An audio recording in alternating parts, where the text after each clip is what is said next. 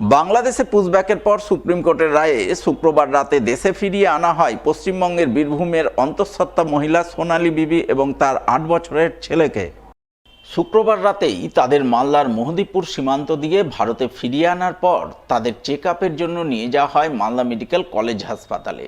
তাই মেয়ে এবং নাতির দেশে ফেরার খবর জানতে পেরেই মালদায় ছুটে আসেন সোনালী বিবির বাবা ভদু শেখ। তিনি শুক্রবার রাতে মালদা মেডিকেল কলেজ হাসপাতালে গিয়ে দেখা করেন মেয়ে এবং নাতির সঙ্গে। স্বভাবতই দীর্ঘ কয়েক মাস পর তাদের দেখতে পেয়ে তার চোখে মুখে খুশির ছাপ ফুটে ওঠে। তবে এখনও পুরোপুরি খুশি হতে পারেননি, কারণ সোনালীর সঙ্গে আরও 4 জনকে বাংলাদেশে পুশব্যাক করা হয়েছে বলে খবর। তাই তাদের দ্রুত দেশে ফিরিয়ে আনার আর্জি জানিয়েছেন সোনালী বিবির বাবা ভদু শেখ। বহুত খুশি লাগছে, আনন্দ আছে, এবং আর 4 জন যারা আছে তারাও তো ভারতের নাগরিকত্ব অর্ধেক আনার চেষ্টা করুক। তো মমতা ব্যানার্জি, অভিষেক, সামিরুদ্দৌলা ইসলাম দেখে বহুত ধন্যবাদ। নাহলে আমাদের ছেলে মেয়েকে ঘুরে আনতে পারতাম না। এদিকে শনিবার মালদা মেডিকেল কলেজ হাসপাতাল থেকে ছাড়া পান সোনালী বিবি। এরপর তাকে অ্যাম্বুলেন্সে করে বাড়ি পাঠানো হয়। তিনি তার 8 বছরের ছেলেসহ পরিবার পরিজনেদের সঙ্গে বীরভূমের উদ্দেশ্যে রওনা দেন। রওনা দেওয়ার প্রাক্কালে গত কয়েক মাসের অভিজ্ঞতার বর্ণনা দিতে গিয়ে সোনালী বিবি বলেন, যেন ভালো ছিলাম না, কষ্টতে ছিলাম।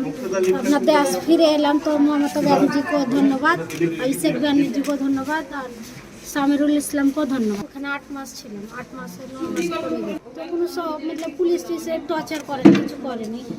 এমনি খাওয়া পিয়ে ধরো যখন যতদিন টাকা মমতা ব্যানার্জি এখান থেকে টাকা দিয়ে পাঠাত তো খেতাম, ওখানে পানিতাম। তাও নিজের দেশ তো দেশ হয়, হ্যাঁ না বাংলাদেশ টাকা দিত। এমনি সবকে যে খাবার একটু দিত, জেলের খাবার তো জানি কেমন, ওই দিত, ওই খেতাম। দিল্লির পুলিশ অনেক অত্যাচার করেছিল। আমরা ওদের এত রিকোয়েস্ট করলাম, ওদের পায়ে হাতে ধরলাম, যে এখানে বিসেফে যখন জঙ্গলে ছাড়ে ওদের পায়ে হাতে ধরলাম, তাও ওরা কোনো মতেই মানলে না। তাও আমরা জবরদস্তি জঙ্গলে ছেড়ে দিই।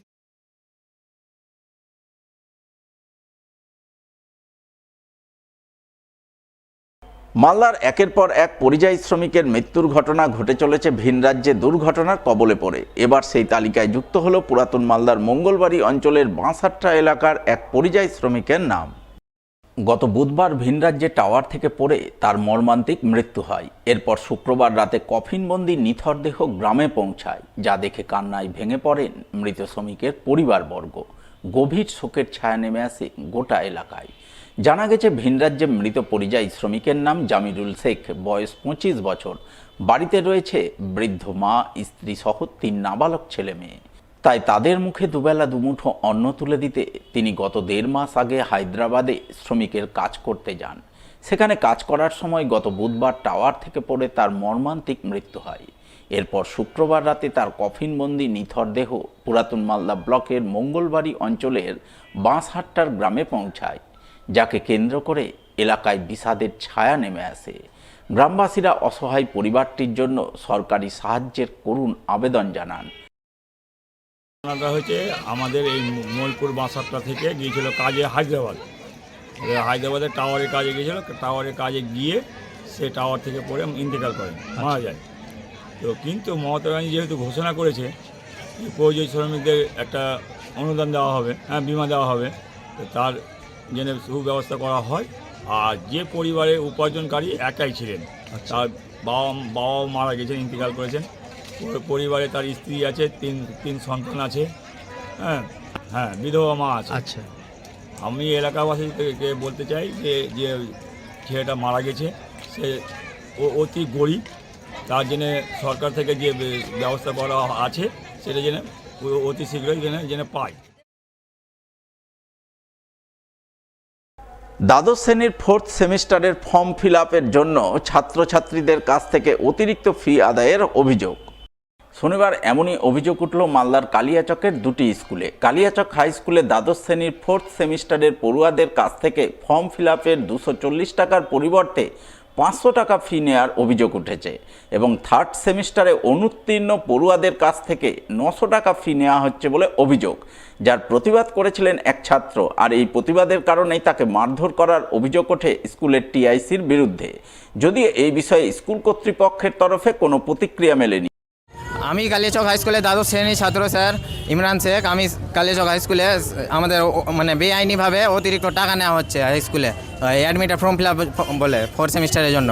আমি শুধু অতিরিক্ত টাকার জন্য আমাদের অভিযোগ ছিল যে অতিরিক্ত টাকা কিসের জন্য নেওয়া হচ্ছে, কী কারণে, সেটা জিজ্ঞেস করার জন্য আমি স্যার ম্যাম যেটা ম্যাম আমাদের স্কুলের জমা নেই ফর্মগুলো, সেই ম্যামকে আমি জিজ্ঞেস করলাম, ম্যাম আমাদের হাই স্কুলে অন্যান্য স্কুলের তুলনায় আমাদের হাই স্কুলে কেন অতিরিক্ত টাকা নেওয়া হচ্ছে? সেই ম্যাম কোনো জবাব দিল না। সেই ম্যাম কিছুই বললো না, যে আমাকে যেটা কাজ দেওয়া হয়েছে সেই কাজটা আমি করছি। সেই সময়ে আমাদের টিআইসি স্যার সাইম আসগার স্যার উপস্থিত হলেন এবং আমাকে বললেন কি তুই নেতামুখ করতে এসেছিস এখানে, আর এই কথা বলে আমাকে কলার ধরে টেনে ছিঁচড়ে মারলো। সরকারের ফিস স্যার আমি কাউন্সিল থেকে এটা ফর্ম নিয়ে এসেছি, এই কাউন্সিলে মাত্র 215 টাকা করে লেখা হয়েছে। আর নিচ্ছে আমাদের হাই স্কুলে যারা মানে পাস হয়েছে তাদের জন্য 3 সেমিস্টারে যারা পাস হয়েছে তাদের 500 টাকা করে নিচ্ছে, আর যারা ফেল হয়েছে তাদের জন্য 900 টাকা করে নেওয়া হচ্ছে। অপরদিকে সুজাপুর হাই স্কুলে দ্বাদশ শ্রেণীর 4th সেমিস্টারের পড়ুয়াদের কাছে ফর্ম ফিল আপের জন্য 240 টাকার জায়গায় 300 টাকা ফি নেওয়ার অভিযোগ উঠেছে। মানে আমাদের তো মানে ক্লাস 12-এর সেমিস্টার 4 মানে সেমিস্টারে ভাগ করা হয়েছে, তো এখন সেমিস্টার 4-এ চলছে রেজিস্ট্রেশন আমাদের স্কুলে, কিন্তু সরকার থেকে মানে ওয়েস্ট বেঙ্গল এডুকেশন ডিপার্টমেন্ট থেকে রেজিস্ট্রেশন ফিস করা হয়েছে 215 টাকা করে, আর আমাদের স্কুলে নিচ্ছে হচ্ছে 300 টাকা করে। আবার আমরা যখন ভর্তি হই ক্লাস 11-এ ভর্তি হওয়ার সময় আমার জিওগ্রাফি আছে আমি দিয়েছি 600 টাকা, এবং আমাদের মানে যাদের হিস্ট্রি আছে ওরা দিয়েছে 500 টাকা। আবার 12-এ ভর্তি হওয়ার সময় আমি দিয়েছি 700 টাকা, যাদের হিস্ট্রি আছে ওরা 600 টাকা। এসব কেন হচ্ছে স্কুলে? সব ক্লাসের না, মানে 11-12 সব ক্লাসে বলতে আমাদের তো ক্লাস 5-6 মানে ফ্রি করা আছে, ওটা ভালো আমাদের স্কুলে, কিন্তু 11-12 এটা আর ভর্তির কথা বলছি না, রেজিস্ট্রেশন ফিস কেন বেশি করে নেওয়া হবে এটা আমরা বলতে চাইছি। যদিও বাড়তি ফি নেওয়ার অভিযোগ অস্বীকার করেছেন সুজাপুর হাই স্কুলের টিআইসি মোহাম্মদ নজরুল ইসলাম। ছাত্রছাত্রীরা যদি এই অ্যাডমিশান ফি বেশি নিয়েছি এটা যদি অভিযোগ করে থাকে তাহলে মিথ্যা করেছে। আমরা ক্লাস 11-এ টোটাল ওদের অ্যাডমিশান ফি নিই 500 টাকা, তার মধ্যে ডেভেলপমেন্ট ফি হচ্ছে 240 টাকা, রেজিস্ট্রেশন ফি রয়েছে ওর মধ্যে আরও আনুষঙ্গিক যে কাউন্সিল যাতায়াত এবং কাউন্সিলের যে স্টেশনারি যে খরচগুলো সব মিলিয়ে আমরা 500 টাকা নিই। এখন শুধুমাত্র ডেভেলপমেন্ট ফি হিসাবে 240 টাকা নেওয়ার কথা আমাদেরকে ডিআই বলেছে।